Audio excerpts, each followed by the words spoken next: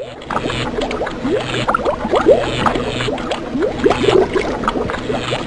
welcome back to my guitar channel. It's a real hot one here today. So today I wanted to talk a little bit about songwriting. Not so much from the technical sense, but more just something to help you along the way, to help you in some way. If it can help you, if it doesn't help you, then so be it.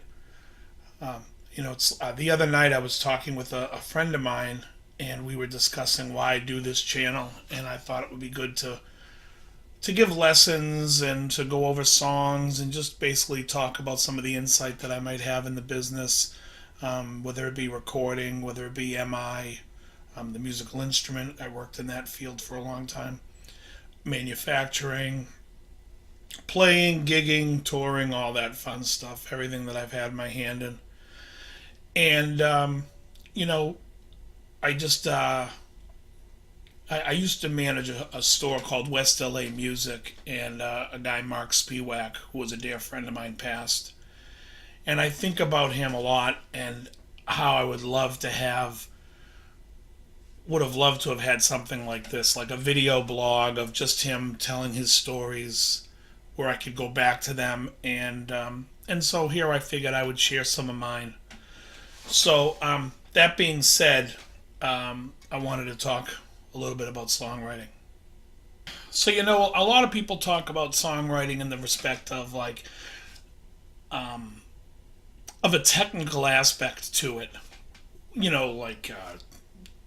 should use these words or verse chorus and how to structure the song. And that's not really what I want to give insight to. So I'm just going to talk about my experience writing. And at around 19, I think it was 97, I worked with a singer, and when I heard her singing, I was like, oh, I'm going to write some songs for her. And we ended up writing like 80 songs together and worked a lot. And it wasn't really until after I started working with other people that it kind of hit me what I was doing, but not really aware of what I was doing. And now I even use that technique when I teach guitar and lead guitar.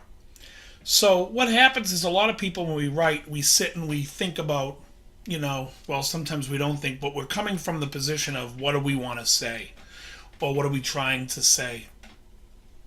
And for me, I've just naturally, somehow it came about where I'm writing songs and thinking about what I want to hear as a fan of music, and not so much from my point of view of what am I trying to say, as what do I want to hear. And there's a very big difference in that, because it takes the ego out of it. It takes what I want to say, or how I want to say it, out of the weight on my shoulder of being like, geez, do I want to, reveal myself in that way? And when you're thinking about, well, how do I want to hear it sung to me? And how do I want to hear it? And this is, it transcends into also how you play your instrument, because I'm sure you've heard people say this, and I used to say it. I like to write on the piano. And then I would come back and play it on the guitar. Now, you hear lots of guitar players say that. And the question is, well, why do they say it? And I thought about the reason why they say it. And it's because they're not so proficient on the piano. And therefore, they're forced to listen more to the chords and to the structure, as opposed to playing the cliche things that their hands just naturally will go to. And so you end up becoming a better writer, because you're doing more listening than you're actually doing more of the physicality of how you would play it. And so then this happens, and one of the reasons why I have my Dan Electro with me here is because this Dan Electro, I keep an open G. Now, Keith Richards played almost, I would say at least half the songs on every album in open G. From about 19, I think it was from Sticky Fingers on.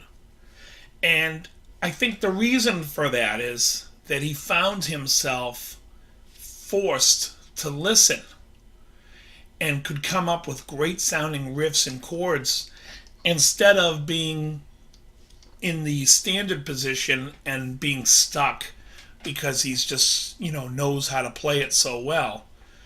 And then I believe that when he goes back to that standard tuning, again, it's foreign to him. And so therefore he keeps it fresh and writes that way.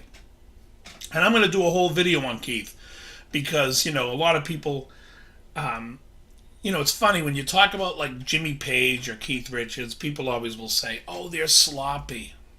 I don't think so. I mean, yeah, like live, they may have their thing and that's kind of their vibe. But for the most part, they're writing some great stuff. And it comes from this place of, they use different tunings and they're constantly challenging themselves and forcing themselves to listen and relearn the instrument. Now, I don't know if you have to do that. You can do everything in standard tuning if you wanted to. But tunings, they do sound nice. Now, I've never really experienced this on the West Coast like I do on the East Coast. But on the East Coast, there's this whole attitude of, oh, you're using an alternate tuning, that's cheating. Oh, you're using a capo. So it drives me nuts a little bit because music's not a competition. It's a thing where you can share ideas, you can trade, but you can, exchange ideas. You can do all these things. The one thing that you shouldn't be doing is trying to think it's a competition because the audience does not care why you sound good. They don't care. They just want you to sound good. And so when you go see the Stones play, and he's playing, what was that? I played, I think, The Hands of Fate.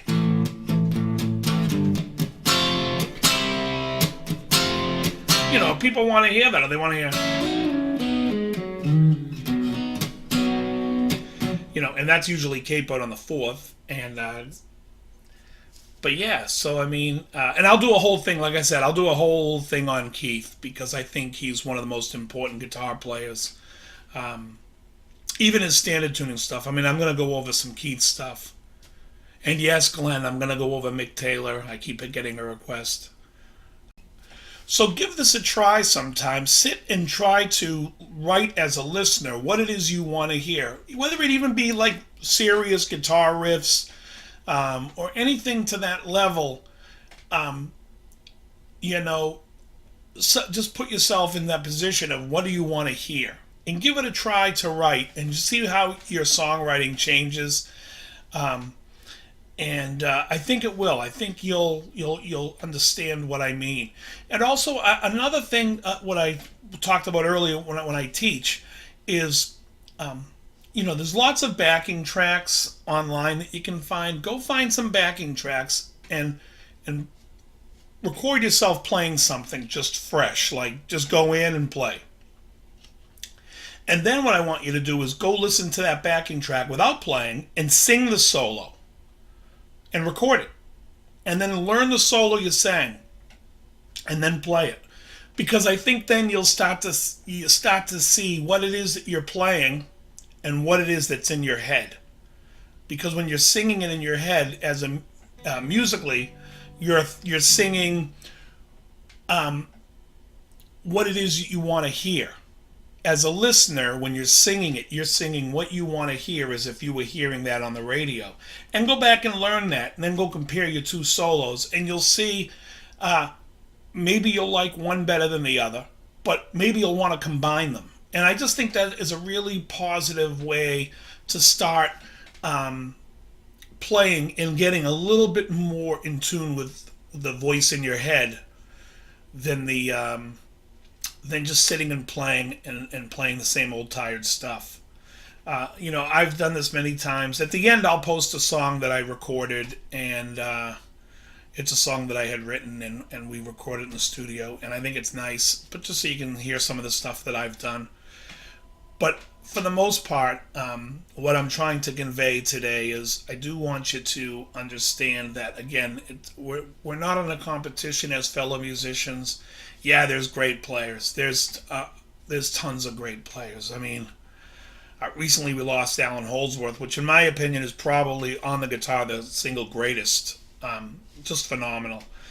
But there's so many great players, and if you think you're going to be the greatest guitar player, there's going to be somebody else that's going to just blow you away, and then you'll learn how to play all the legato stuff like Alan, and you'll find out there's a guy that does it, staccato and can nail. And there's just so much stuff out there that and who cares about that? Nobody.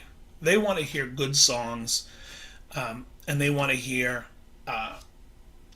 melodies. A lot of people out here talk to me about the blues, and it's like, yeah, I get it. You like the blues because you get to noodle on the guitar, and it's like a very free environment. And honestly, I'd rather listen to like open free form jazz. I just think that it's a little bit more stretching out. But either way, the thing to me is it doesn't matter because what really matters is songs, and a good song with a good melody is what's going to make people listen. And I just think that would be some insight that I would give to you, is to try that as a technique, as to approach the songwriting from a listener.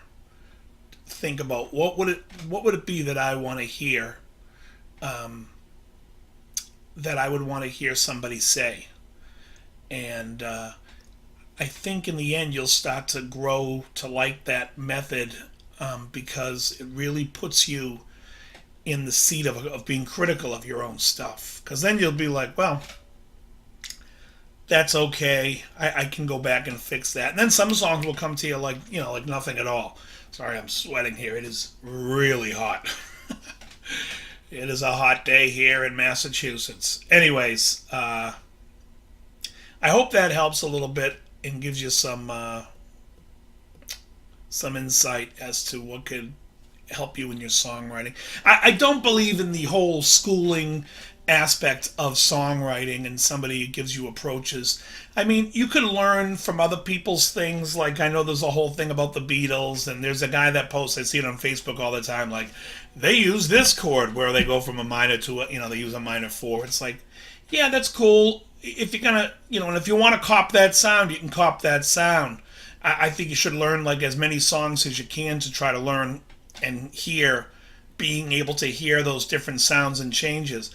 But for the most part, I don't really want to get into the technical aspect because, just when you think like, songs should be like this. I mean, I listen to everything from like Cocteau Twins from the 80s, which I love. I mean, and that goes against every songwriting class there would be, because I don't think she's singing one lyric, and then occasionally she'll throw a word in some of the later songs. But I mean, I did love like, you could hear some songs by The Cure, and then you could listen to like or the I used to like, but then you could also get into like some of the heavy stuff like Corrosion of Conformity, which I loved in the 90s, and we just lost Chris Cornell. And he's one of my all-time favorites, and actually I probably should have brought him up sooner because Chris Cornell does exactly what I'm saying. I mean, all the songs are in different tunings. It's all about finding his voice, and you can tell that he puts himself in a situation where he's really listening to that tuning and what it does and the sounds that it evokes. Just to give you an idea, because a lot of people don't know much about alternate tunings when it comes to guitar, but like obviously there's I don't know if there's like the old there's a Pink Floyd song,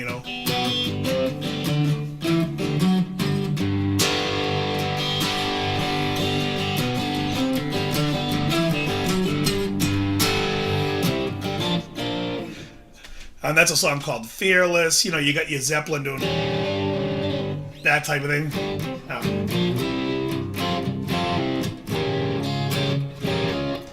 You have that, and you have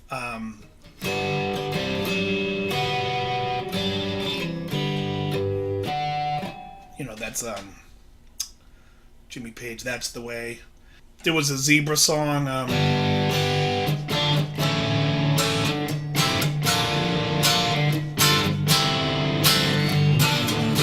Who's Behind the Door?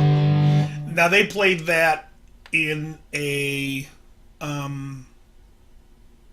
open G, but I believe it was double G's on the bottom, not a low D here. I'm playing with a low D. And then, of course, all the Stone songs, you know. There's so many Stone songs that, like I said, I'm going to do a whole Keith day on that. But there's lots of songs in open G and variations of that are really great. There's also, I think I'll post also, there's a Steve Wariner song, which is an open G, but he drops it down to a C. And like I said, I just think that it gets you, the tunings are a way to get you to hear something differently without being so, without playing, without playing your typical rock stuff that you're so accustomed to playing. It puts you in a position where you can't do that. So I think it's cool. Anyways, I hope this helped you guys, and I'll see you next time.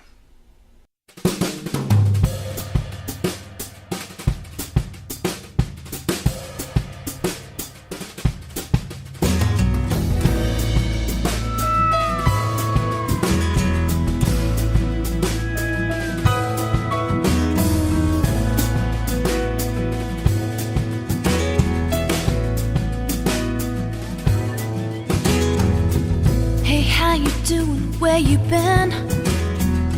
I haven't seen you in some time. The last time I didn't think it would be like this. That is the next time I saw you.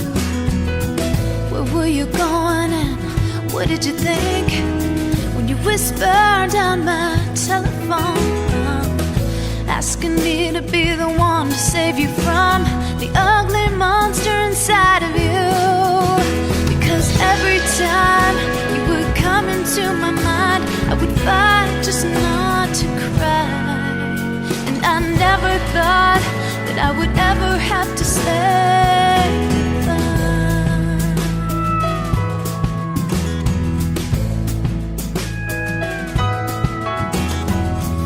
So this is where life takes us. Now you're not running anymore, and many more people who live like you do will find themselves here with you.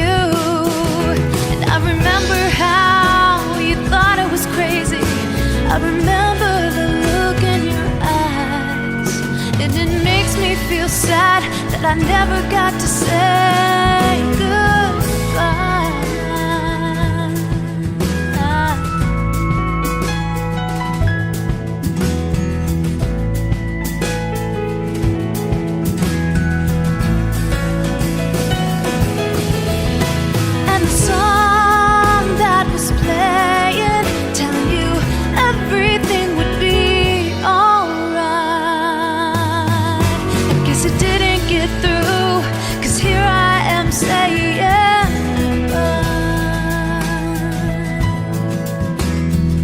Goodbye.